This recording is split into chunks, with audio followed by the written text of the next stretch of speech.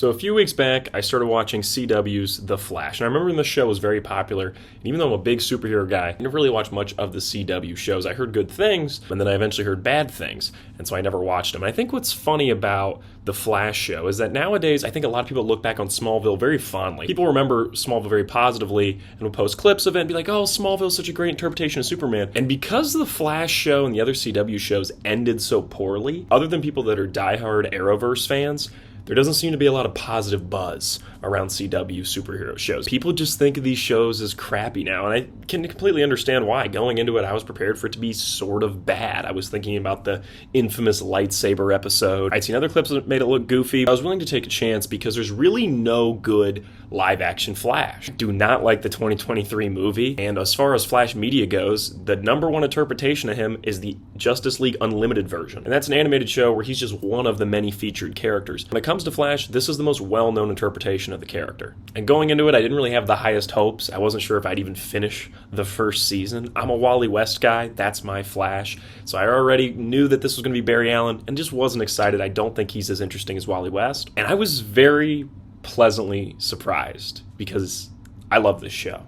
I think it's awesome, and I don't understand how more people don't bring up how good it was. Obviously, you see posts now about people reminiscing about the Arrowverse and how good it was, but that seems to be within the main fan base. I'm just talking about the general public, because the general public thinks these shows were shitty. I haven't watched any other CW shows, but this show's gas. Now, I must admit, it does take a little bit to get going. Early on, it's pretty freak of the week, it's pretty standard, it's not that interesting. But then, there's a certain episode called The Man in the Yellow Suit, episode 9 of season 1, and I was like, oh, this is what the show's gonna be. Now I absolutely love this show. I kind of started watching it pseudo-ironically, and now I'm legitimately a very big fan and really like it. And this is pretty much the definitive Flash interpretation. At least this first season is. I'm currently watching the second season. I've heard the quality dips off kind of around season 4, so probably around there is when I'll stop watching, maybe halfway through season 4, or maybe I'll finish it if I like it. But as far as the first 2 seasons go, if you are a Flash fan, this is the show for you. If you're a Flash fan and you haven't watched it like me, I was missing out. And even though I'm a Wally West guy, this is the best interpretation I've ever seen of Barry Allen. Grant Gustin kills it as Barry Allen. He does a very good job of playing Barry Allen like Barry Allen, not playing Barry Allen like a Wally West character that's named Barry Allen. It's also funny because when you start watching the show, you hear all the complaints about the Arrowverse shows about, oh, well, there's so many characters, and it's not really just about Arrow. It's not really just about Flash. That's how I felt early on. Why do I need the Cisco guy? I definitely don't need Joe here. I'm not really a fan of the whole Star Labs thing. Why can't he just be Flash? And then by like episode 10, I'm like, Cisco's my boy. Without Cisco, we don't have a show. Because this show was on CW and it was a network TV show, it's got 23 episodes. It is very long. Because of that, you get to really grow and get to know these characters, and you really get to the point you like them all. I was liking Eddie Thawne, who I just thought was introduced as a red herring and just to be Iris's boyfriend in the first season. Then he ended up being an important character that I really cared about. Very impressive. And if you're somebody who's watched this show all the way through, and you're like, this is cute, how excited you are, Ryan, but this show eventually sucks. Okay, well, go back and watch these early seasons, because you might have forgotten. This shit is gas. And I have nothing but praise for Tom Cavanaugh, who plays Harrison Wells. I'm not going to go past that, because if you haven't seen the show, you should watch it. But I will acknowledge the number one thing with this show is the length. I will say the advent of streaming has somewhat disappointed me in the length of shows. We used to get shows that were 20 plus episodes with a mid-season break. Now you get 8 episodes and you wait 2 years. I feel like there was a middle ground in between that would have been really nice to have. I don't think every show needs to be 20 plus episodes, but in the same sense, I don't think 8 is enough for a lot of shows. Now granted, there are a lot of shows out right now that are excellent. I think Severance is like one of the best shows ever made. I'm really loving this new season of Peacemaker. Clearly the 8 episode format can work, but I really enjoy what this Flash show does, and even though it's a bit of old school television style, I rock with it. When it comes to story structure, it's very much structured more like a Gossip Girl than it would be Severance. But here's the thing, I love Gossip Girl, that show's good. It's just very watchable television. Once again, I must admit, 23 episodes is a lot. And I do think there are some filler episodes that people could skip. It was funny, I was telling my buddy, I was like, this show is really good and I really like it.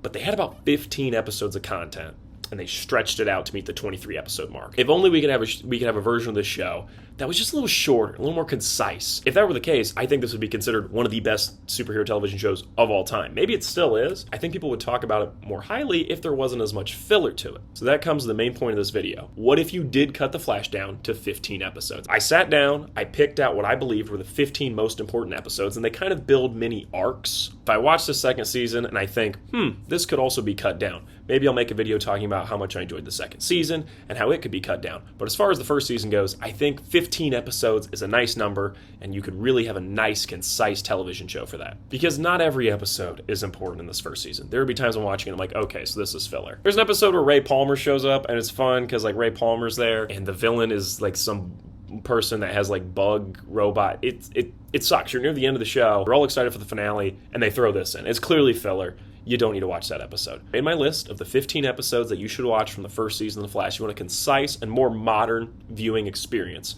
to the first season of The Flash. Obviously, you gotta watch season 1, episode 1, the pilot. This episode is solid. Not gonna blow your mind, but I will say I love how Wells is immediately revealed to be at least some sort of villain. They tease it in that first episode. This isn't much of a spoiler. By the end of the first episode, they're like, hey, there's something going on with Dr. Harrison Wells. I like the fact that they showed the audience there was something going on so we can be suspicious of him even before our main characters are. Next episode, we're going to skip ahead a bit to season 1, episode 4, Going Rogue. This is the introduction episode to possibly my favorite character on the entire show, Wentworth Miller's Captain Cold. Next up is season 1, episode 8, Flash vs. Arrow. This is the first time of many where Arrow will show up on The Flash, but you gotta watch this just for the first time. It's also just a pretty fun episode overall. Next up is season 1, episode 9, The Man in the Yellow Suit. This is when the show kicks into high gear. If you watch this episode and you don't like it, you might just want to stop watching. Maybe it's not for you. Sorry to disappoint you. This is one of the best episodes from season 1. This is where you see really the main plot of the season coming together, and it's really good. Skipping ahead a little bit to season 1, episode 12, Crazy for You. This has a subplot of Barry and Dr. Snow hanging out at a karaoke bar, and it's just one of my favorite little moments throughout the entire first season. It's just a really fun character episode between the two of them. So for that alone,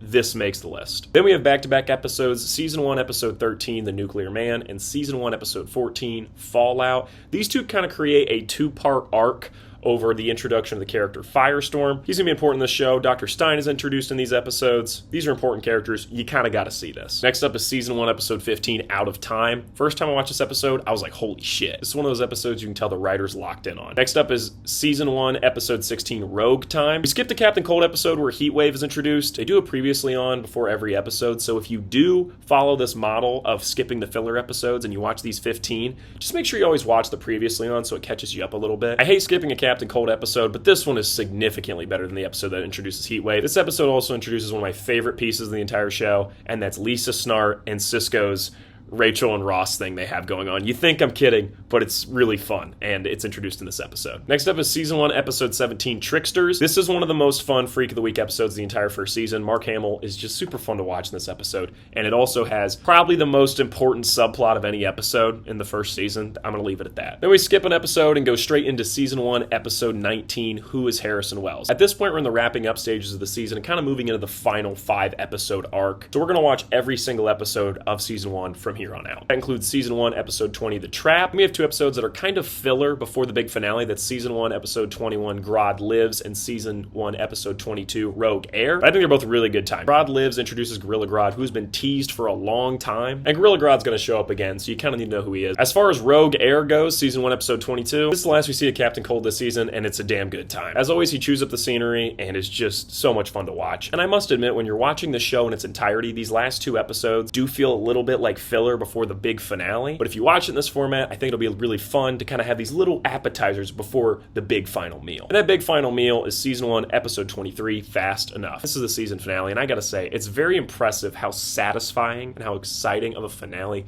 this feels for it being a 23 episode season. This feels more electric than a lot of finales coming out now. That's very impressive because there's a lot of stuff to wrap up. You think we've been watching the show a long time. It's hard to keep that momentum through the finish line, but it completely comes together. Every single character gets a moment in this that stands out and feels satisfying, and it sets up the second season in a really interesting way. This is legitimately really good television. At this point, I was fully locked into the show. I was fully enjoying it. It wasn't like I was watching it semi-ironically at this point. I was like, this show rocks.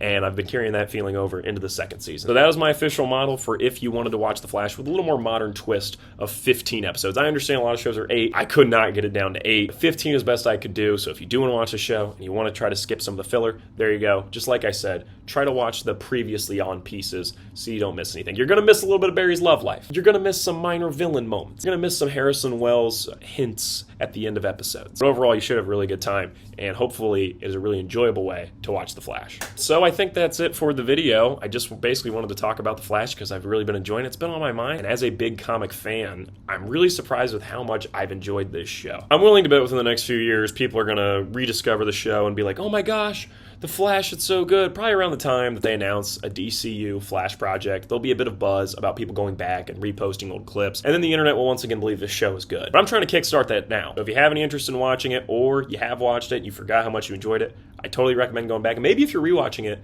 try the 15-episode model that I laid out. See if that keeps the momentum of the show a little better. But that's it from me. I don't usually make stuff like this. Usually I'm making like skits. I didn't really think this would fit my podcast. I thought it would fit better in a YouTube video like this. Hopefully you enjoyed, and maybe I'll come back for season 2 and talk about that and try to build a model to properly watch season 2. Or maybe I won't. We'll see. But hopefully you enjoyed, and maybe I'll do the thing where I do the ending of The Flash with the music. That would be cool. We'll do it right now. Didn't work. Let's try. Okay, well, I thought it'd be cool. Well, shit.